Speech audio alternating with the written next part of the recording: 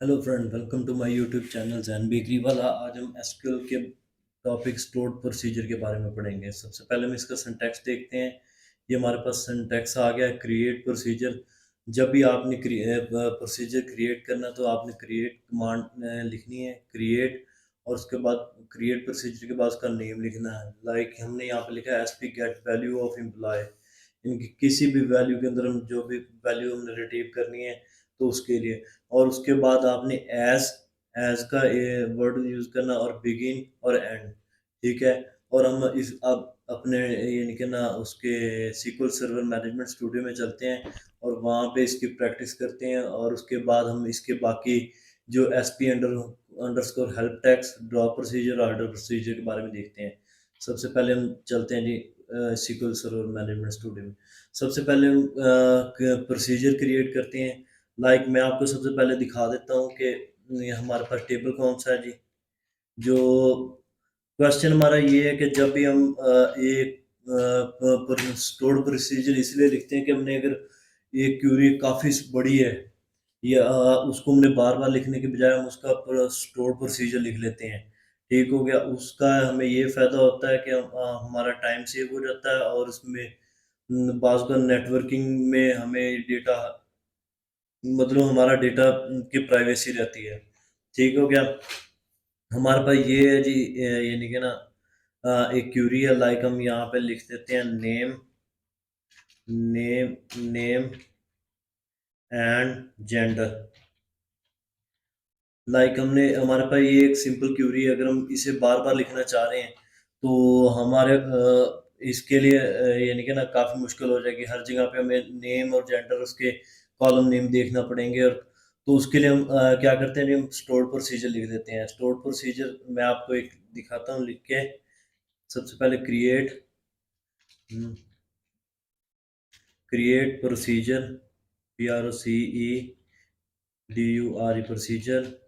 ठीक हो गया। आपने आगे नाम लिखना है S P get value of M table.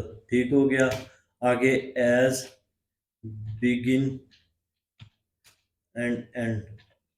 ठीक हो गया। जो आपने क्यूरी लिखनी है, जो भी आपकी जितनी बड़ी क्यूरी है जो भी है, तो वो आपने ये बिगिन और एंड के बिटवीन में लिखना है। ठीक हो गया। यानी कि इसके दरमियान में लिखना है। तो इसके लिए हम क्या करते हैं, सिलेक्ट। हम अपनी ये वाली क्यूरी पेस्ट करते हैं इसके अंदर। ठीक हो गया। लाइक ये देखें जी, ये हमारा एक यानी कि लिखा गया प्रोसीजर। तो अब हम इसको एग्जीक्यूट करते हैं। ये जी हमारा यानी कि ना कमांड कंप्लीटेड सक्सेसफुली। तो अब हम यहाँ पे देखते हैं जी हमारा प्रोसीजर किधर चला गया। तो उसके लिए हम क्या करते हैं जी, इसको जो प्रोग्रामेबिलिटी है इसको रिफ्रेश करते हैं। रिफ्रेश करने के बाद ये है स्टोर प्रोसीजर रहा, और ये आ गया जी हमारा प्रोसीजर। ठीक हो गया। अब जब भी आपने क्या करना है जी, आपने ये क्यूरी लिखने के बजाय आपने क्या जी स्टोर प्रोसीजर का नाम नेम लिख देना है। ठीक हो गया। नेम क्या आते हैं, S P get value of employ. यानी कि यहाँ पे हम ये लिखते हैं। ठीक हो गया। नेम भी काफ़ी बड़ा है। ठीक हो गया। जब भी हम ये वाला लिख के इसको एग्जीक्यूट करेंगे तो वो ऑटोमेटिकली हमारी क्यूरी रन कर देगा। ठीक हो गया। इसके बाद अच्छा, अगर हमारे पास ये तो हो गया यानी कि ना जिसके अंदर पैरामीटर नहीं है, सिर्फ सिंपल क्यूरी के लिए। अगर हमने ये हमारे पास कंडीशन आ जाए कि यार हमारे पास मेल जो है ना, जेंडर जो मेल है वो दिखाए, तो उसके लिए क्या करना है जी, हमने यानी कि ना प्रोसीजर लिखते हैं। एफ पी गेट की बजाय हम यहाँ पर सेट सेट नेम दे देते हैं। ठीक हो गया। वैल्यू अप्लाई बाय जेंडर हम लिख देते हैं। और यहाँ पे हम लिखते हैं जी select name and gender from employ where gender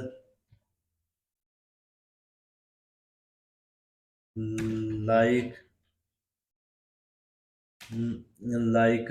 यानी कि ना अब इसमें हमने यानी कि उससे लेना है यानी कि यहाँ पे हम इसके बाद देखते हैं जी। अब हमने इसके बाद है, ये पहले है। एट द रेट डालना है आपने। जेन एज एन बार CHAR 20 10 डाल देते हैं। ठीक हो गया। लाइक जेन।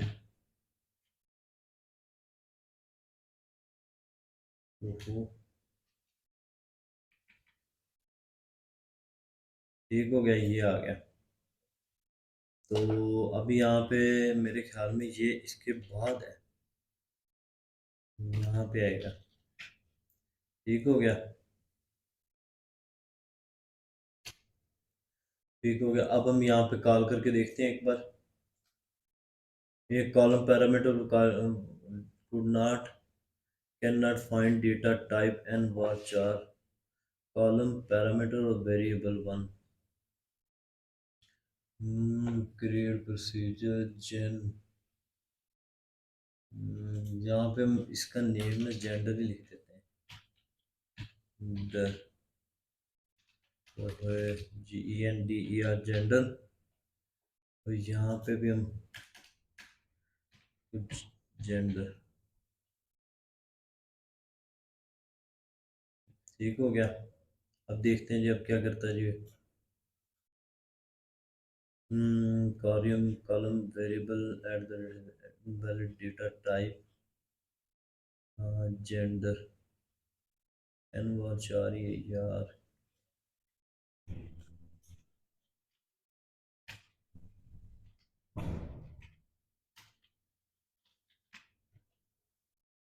फिर हम यहाँ पे ऐसे करेंगे। Syntax error. ये जेंडर वही ऐसे ही आना है यहाँ पे। के बाद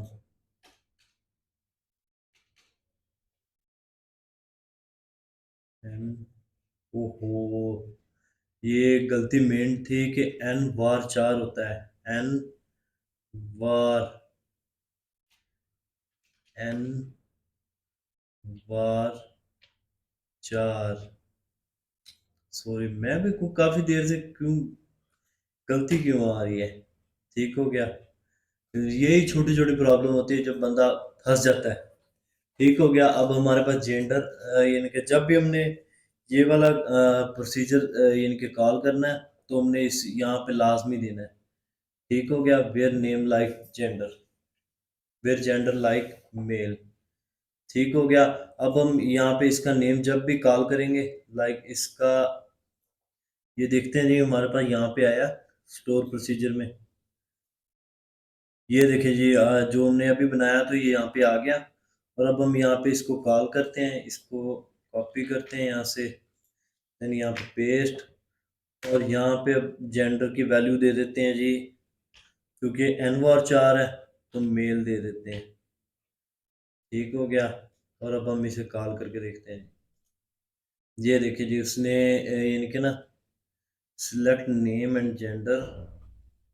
अच्छा, यहाँ पे थोड़ा सा मसला आ गया क्योंकि क्यूरी हमने गलत लिखी है। यहाँ पे लाइक की जगह हम यहाँ पे दे देते हैं, कोई आईडी दी होती तो आसान था। हम यहाँ पे इसको अल्टर कर देते हैं। अच्छा, अगर आपने प्रोसीजर लिख लिया है तो तब आपने यानी कि ना उसके अंदर तब्दीली करनी है तो अल्टर प्रोसीजर की कमांड है। तो यहाँ पे आपने क्या करना है जी, अल्टर अल्टर जेंडर की जगह आप यहाँ पे दे देते हैं जी, यानी कि जेंडर की जगह हम दे देते हैं यहाँ पे। उसके अंदर कॉलम के अंदर वैसे है क्या क्या चीज़।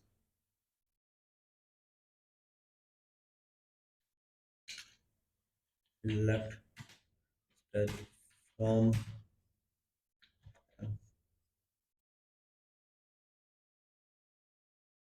ये यहाँ पे दे देते हैं डिपार्टमेंट आईडी। ठीक हो गया।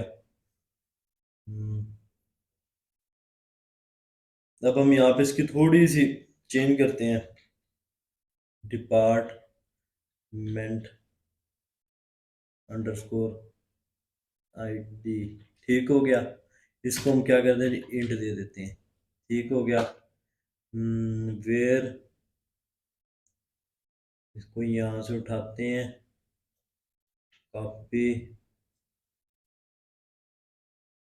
Department ID at the rate department ID, और यहाँ पे कर देते हैं जी, यहाँ पे कर देते हैं इक्वल का साइन। ठीक हो गया। अब देखते हैं जी हमारा स्टोर प्रोसीजर क्या परफॉर्म करता है। ठीक हो गया। ये हमारा स्टोर प्रोसीजर चेंज हो गया। ठीक हो गया। अब हम यहाँ पे दे देते हैं जी 1। अब देखते हैं जी डेटा हमारा रिट्रीव करके लेके आता है कि नहीं। ये देखें जी, ठीक हो गया। ये अब हमने उसके अंदर वैल्यूज पुट की, तो ये देखें जी, अब मैं दोबारा इसके अंदर ये वैल्यू दूंगा 2। तो ये इसने यानी कि 2, 2 से मुराद जिसकी 2 यानी कि ना आईडी 2 हो, जो जिस जिस वैल्यू की आईडी 2 होगी वो ले आएगा। ठीक हो गया। और अब इसके अलावा अगर हमने यानी कि ना थर्ड चीज़ थी कि हमने स्टोर्ड प्रोसीजर अपना देखना है, तो कैसे देखेंगे। उसके लिए क्या जी, एस पी अंडरस्कोर हेल्प